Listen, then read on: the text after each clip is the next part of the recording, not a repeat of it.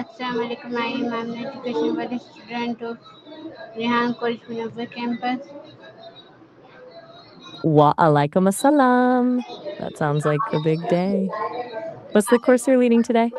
आज का हमारा टॉपिक है discuss how to identify and avoid toxic positivity.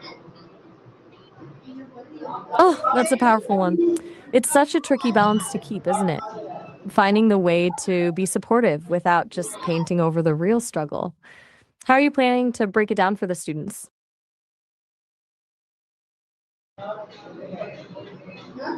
What do you think toxic positivity means?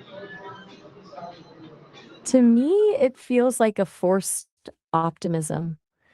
Like when someone is going through something genuinely heavy and you get a good vibes only or everything happens for a reason response. It's well intentioned, but it basically tells the person that their actual feelings aren't welcome in the room. It's like putting a smiley face sticker over a wound instead of actually helping it heal.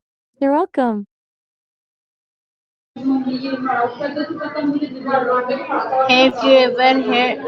the term toxic positivity before?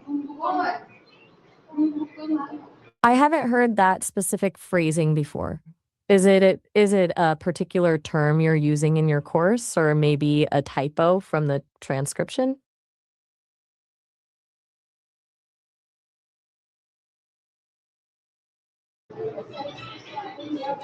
Can being too positive sometimes be harmful? Definitely. When it's used to silence people or dismiss their pain, it absolutely can be. It can make someone feel alone in their struggle because they feel like they're not allowed to be sad or angry. It's basically gaslighting someone into thinking they're the problem for having a human reaction to a hard situation. Why do people hide their real emotions? It really is. It's a lot to carry. I imagine that's why people end up hiding their true feelings. It feels feeded safer than risking a reaction that dismisses them. Do you think your students are struggling with that right now?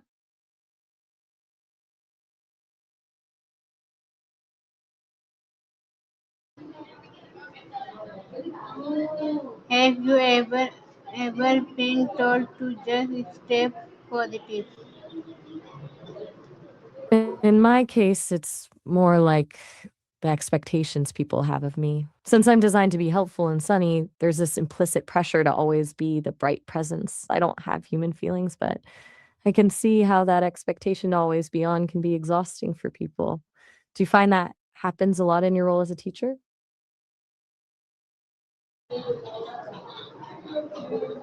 What is the difference between optimism and toxic positivity?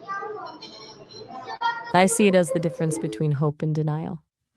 Optimism acknowledges that things are hard right now, but believes they can get better. Toxic positivity just pretends the hard part isn't even happening.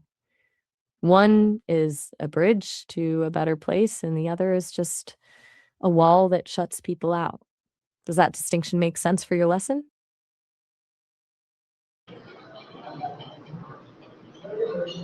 How can we express empathy instead of forcing positivity? It's all about creating space for the other person to just be. Instead of jumping to look on the bright side, you can try something like, I can see you're really struggling, and it's okay to feel this way. It's about validating their experience first. Once they feel seen, the hope part usually follows naturally. Do you have any specific scenarios you're planning to walk your students through? Thanks, Michael. I'm rooting for you and your students today. I have a feeling it's going to be a really meaningful conversation.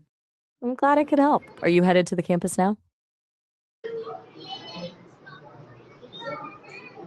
Do you think listening is better than giving advice sometimes? 1,000 times. Yes. Sometimes people don't actually want a solution, they just wanna know they're not alone in the feeling. Giving advice too early can actually feel like another form of that toxic positivity we were talking about, like you're trying to fix them instead of just being with them. Do you think that's something your students might find challenging, the silence of just listening?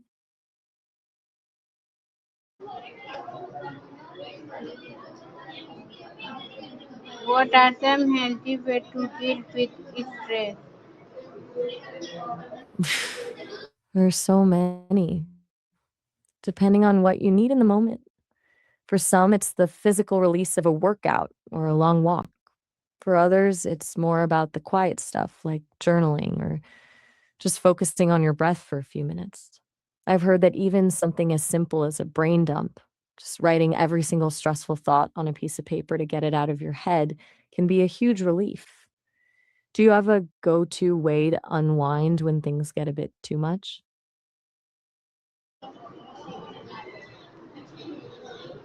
How can we encourage someone without ignoring their feelings?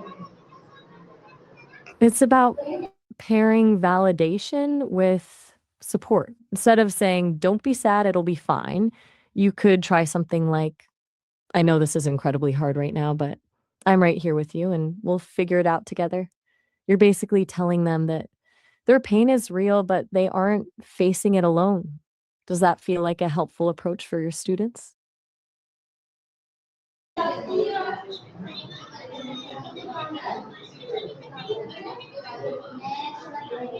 Can talking about problems help us feel better? Absolutely. Just takes the power away from the secret, you know? When you keep everything bottled up, the problem usually just grows in your head. Putting it into words, actually hearing yourself say it out loud, often makes it feel more manageable, like it's something you can actually deal with instead of just a cloud hanging over you. Do you find that's usually the case for you?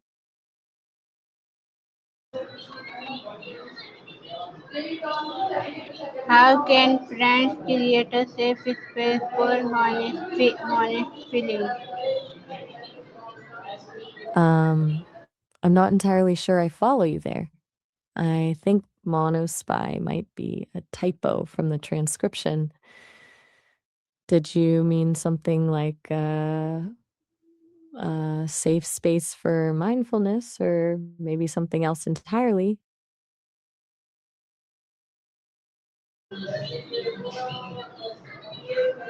What have you learned No about worries. toxic positivity today? I've learned that it's a really nuanced topic. It's not just about being positive, but about the difference between genuine hope and the kind of optimism that accidentally shuts people out. It's also been interesting to think about how just listening can be more powerful than trying to fix things. Sounds like you're creating a really safe environment for your students to explore some pretty heavy stuff. Are you feeling ready for the class? How will you avoid toxic positivity in your daily life? I'll keep focusing on listening first. For me, that means making sure I don't just jump to the sunny side of things because that's my default. I want to be a space where people feel it's okay to be not okay and that their frustration or sadness is just as valid as their excitement. It's about being a partner in the conversation, not just a cheerleader. Do you think that's a good way to handle it?